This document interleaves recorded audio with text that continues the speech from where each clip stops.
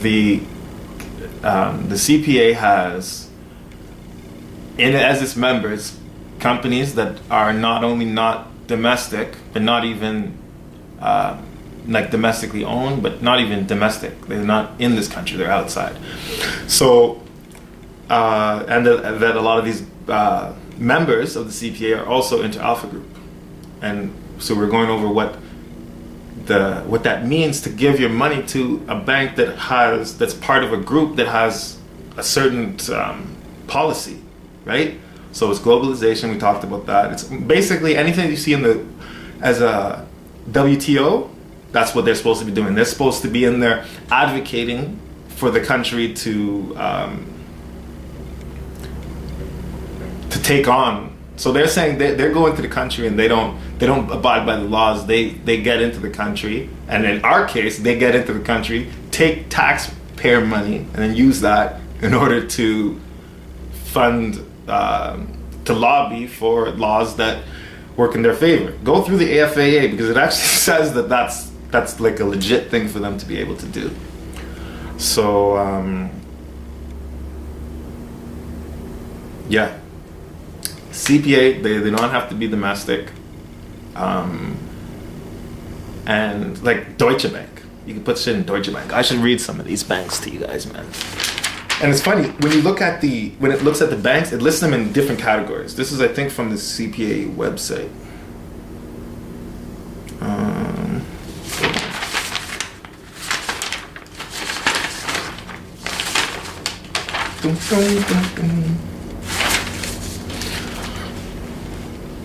So yeah, you got stuff like Deutsche Bank on here, you got Societe Generale, you got all these ones. JP Morgan, UBS. People are gonna be like, those are Canadian branches, but that's not true.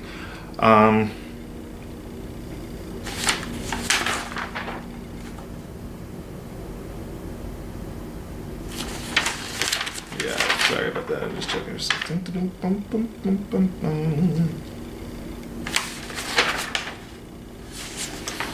Yeah, so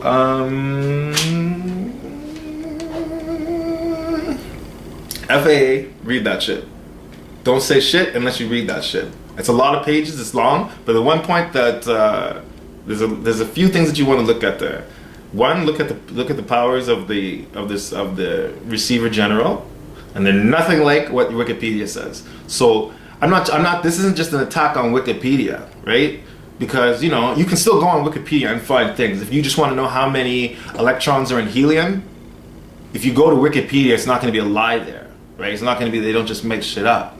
So you have to wonder, why is it that it's so inaccurate and misleading? Because they don't have to, because the part that it spoke about the receiver general, like, it didn't have to say that he doesn't have power to do such and such, right? They could have just said the other stuff before that. So why would they go out of their way to say that he doesn't have a certain power, subject to any statutes or laws that are passed, right? He doesn't have that power subject to that, and then have a citation. But don't actually have a citation that leads anywhere. If you click on the citation, it doesn't go anywhere, right? But there actually is a document that covers that part, and that's the FAA. And most Canadians don't even know, never even heard about the FAA, right? Financial Administration Act, because no other Canadian laws matter above that. It's the main law, right? And if you go through it, it says that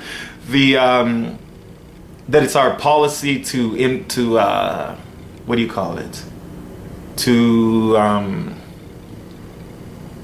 implement WTO policies.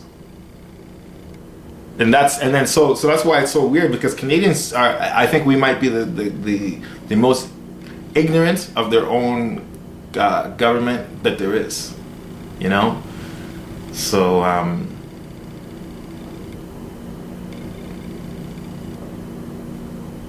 yeah, like if you go on the same thing with the FAA, that this document has so much good stuff in it that I think it's like the way that the Americans know their constitution, I think Canadians need to know the Financial Administration Act. You need to know that, so that when people say certain things, you're not just going along with it, right? because a lot of people right now are into what's his name? This is the son of the old prime minister there, Trudeau, Justin Trudeau. Now, a lot of like, you know, liberal Canadian types, and we had to do a video on liberalism because that's a name that's bastardized completely. But Canadian liberals go for that, go for this guy, and it's, you know, part of it's, you know, he's young and we want to have our version of Obama who's going to be different and but you know, look what happened with Obama in America. It didn't work out so well, right? So, but if you look at this guy, I've been watching a couple of his speeches, and people really think that he's like for the people. But then if you listen to what he's talking about, all this stuff that's you know, increasing foreign investment and international trade and stuff like that, that's not saying that we're gonna build up Canada into something that people are gonna want to trade with us. He's saying we're gonna open our borders more than even so than we already have, where you have you know, foreign companies that are accepting our revenue. You know, we tax all this, we tax all that, we cut this, we cut that, and then we're not even holding that. You know, sometimes debt can help you, right? That's how a bank works, right? It's got a certain amount of debt, and it uses that to leverage into whatever based on like future payments and all that. How are we supposed to do that if there's no even guarantee that the money's going to be here, right? If that's in Switzerland or something like that, and then you know what I mean? It becomes this whole mess. But if you get one thing out of this, get the CPA, Canadian Payment Association. Now go to the website, Google that shit, find out what those banks are, and you tell me if they're not all banks. Some of them are just financial institutions. But you tell me if that's cool that those banks can do that, and especially if you know what some of those banks' policies are, right? So if you're thinking about Canadians' money and all that other stuff, what we can invest, what we can't, don't forget that Canada's money is completely tied other places. Right, so all these banks that we're putting money into, that we're holding our money in, are not stable themselves. Right, that's why they're crushing all these European countries and making them do all kinds of outlandish shit. Right, but the thing is, it's weird, is that people here don't know that shit's coming here too. Like I just watched there was a commercial. They're running a commercial now for Action Plan Canada. And in the commercial, it's just like all kinds of multicultural looking people, you know, wearing like construction hats and carrying fucking lumber and shit. And it makes it look like, oh yeah, Canada's gonna get into this whole big fucking new renaissance and shit. But if you go into the plan, it's cut. And then like, so the cuts are in the billions and the add-ons are in the millions. So they're bragging about adding millions and they're cutting billions. So this ain't some wild out there stuff. These are the documents that we use to that mean what we're gonna follow, right? So it's interesting. Canadians really don't know what their government looks like. You got people that think that we have like I saw, what's his name, Strombolopoulos. He was sitting there, and I like Strombo, I do. But I seen him, I'm watching him, and he's sitting there, and then there was some guy that was talking about like British imperialism or something like that on his show. And then he's sitting there and he's saying, and then the guy was saying like, why do you guys still got the Queen? And he's like, well, it's just ceremonial, right? So a lot of Canadians repeat that shit, right? It's ceremonial. But then if you go into the Financial Administration Act and you start looking at the definitions at the top of the document so that you can understand the document that you're reading, when it says any of those things that we normally assume as Canadian, the shareholder is her. So when it says public debt, they're saying debt owed to the Queen, Her Majesty. They're not saying debt like Canadian debt. And the government of Canada is the same thing. So we say that we have a ceremonial head of state, but that ceremonial head of state on paper controls all of our assets.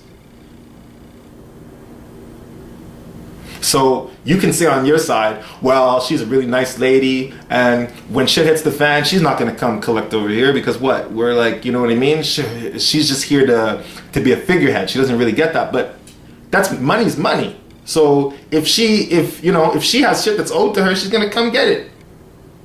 So what you have to understand is that since we're not building up anything, and we're like, Canada's economy has been going down since '60, like since Lester B. Pearson, down. You know, people want to talk about other prime ministers we had, but besides him, I don't know. We don't really got too many prime ministers. I'm not talking about just nice guys, because a lot of people, they like that, right? He's a nice guy. If he's whatever, if he's likable, all that other stuff, they more care about that than what he's talking about, right? Because there's a lot of people here that consider themselves like, you know, caring, Care Bear type of people, right? But then they're down with the NDP. And that probably be another video too, but I'm saying the NDP were one of the main advocates for cutting healthcare. And that's going to sound like, oh, they're not cutting healthcare, but I'm going to do another video where I explain transfer payments. Because I don't think that's another, I'm going to, basically all these videos that I'm going to do is I want to just show people the words, some words that you're hearing, that you're just thinking that's just a word, is a meaning. So like when somebody, when you're writing like,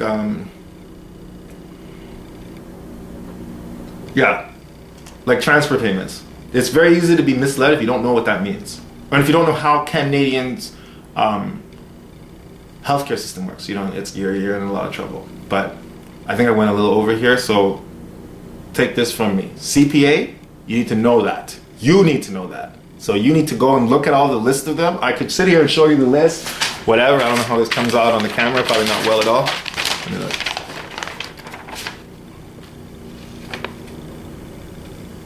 know? So, anyways, go look at the CPA, Canadian Payment Association. Look at the banks that are there, and you tell me if that's weird. And then go look at the FAA. Go look at how the Receiver General is a guy. I'm gonna do a full video on the FAA, but find out the Receiver General. Most of you guys, not Receiver General. We already talked about that. The Governor and Council. Look at that. Look at what he can do. He or she can do. They got way more power than any head of state, any of that, in any other country.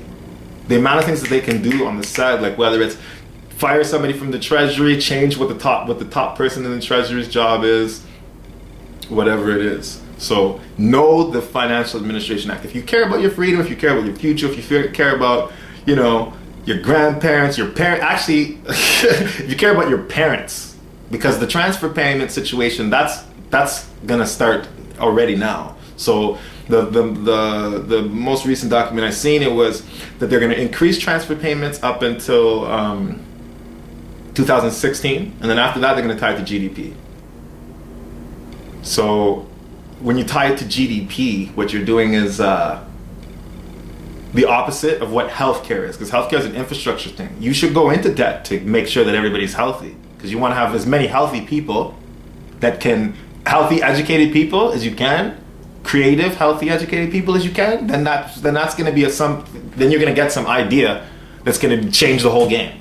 But you're not going to be able to make anybody like that if you're going to be chopping them out of the thing, right? So when you tie it to GDP, and don't forget, I'm saying that our economy is going like this, zook, straight down. Don't buy the hype. Go look at it itself. Go look at it and see what our productivity and how we're going to so far to service now, right? What do we make? Even in Hamilton, man.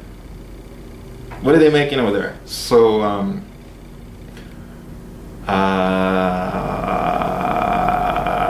yeah, FAA. I'll tell you one more time, because you need to know that. FAA, okay? Because anything that anybody else is talking about doesn't mean nothing, because that's the authoritative document, right? So that's what the policy is going to be. Like, all these things are based on that idea. In that document, it says that we're going to try to emphasize World Trade rules. And if you read the Canadians Action Plan, that's what it says. It says specifically, I actually want to pull that out and read it to you guys, man. So I was talking to some people, and they were just like trying to tell me, first they say that I'm not telling the truth, and then when they go and find the document for themselves, then they go, oh, well, so you think that they're gonna actually do that because blah blah blah. So I'm like, okay, cool. So After I tell you this, don't say you didn't hear that shit. So if they come to get you, they come to get you. That's on you. It says right here, the government intends to implement a comprehensive risk management framework for Canada's systemically important banks. That word again, systemically important banks. This framework will be consistent with reforms in order in other countries and key international standards, such as the Financial Stability Board, key attributes of effective resolution regimes for financial institutions. Now, translation, the what do you call it?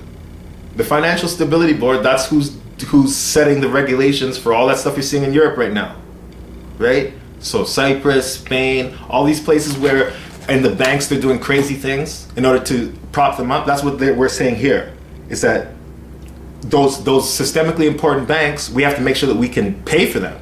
And that's basically what happened in Cyprus and in what's the other one? In Spain. You know, we won't even talk about Greece because, yeah. You know what happened in Greece. Or I mean, so whatever it is. So, that's what Canadians have to know. That not only is our money getting seeped out of the country, that there's already laws on the books, you know, or policies on the books that are saying that they're going to follow the same route that was so detrimental to all these other countries where people are rioting and striking and stuff. But in Canada, no, they ain't doing nothing like that, right? Because in Canada, you got a lot of comfortable people, right? So you got people that, you know, they work in their whatever, their little job thing that they do, you know what I mean? And they just don't want to rustle feathers, you know what I mean? Ruffle feathers, right? Because they're like, you know, if it ain't broke, don't fix it. But the thing is, though, in Canada, you're not going to see that it's broke until it stops moving.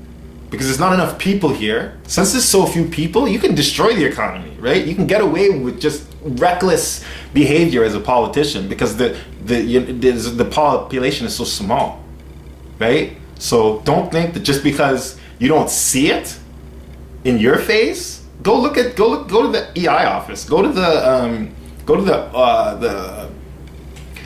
you know, Ontario Works office, and tell me that the economy is getting better. You know, so, you know, in Cyprus, they're doing, not Cyprus, in Spain, they're doing all kinds of direct things to the actual banks, the same way they're doing in Cyprus, like saying like freezing deposits. That's the thing, like people don't realize that if this says that in order to save those banks, we're gonna do this, we're gonna do whatever it takes to save them. In those countries, that's what their whatever it takes was. So maybe you think that Canada's got a whole bunch of money stored over somewhere that when that shit hits the fan, they're just going to slide that over there. But if they're saying that's the precedent, then you have to think that that's the precedent. So, and this is Action Plan Canada. The thing that I just read from you was from page 144. Okay? I forget how long this document is, but it was a long piece of work here. So I couldn't print it all out, but I read it in the important sections. I took out. It's the section that it's from is called Building on Canada's Financial Sector Advantage.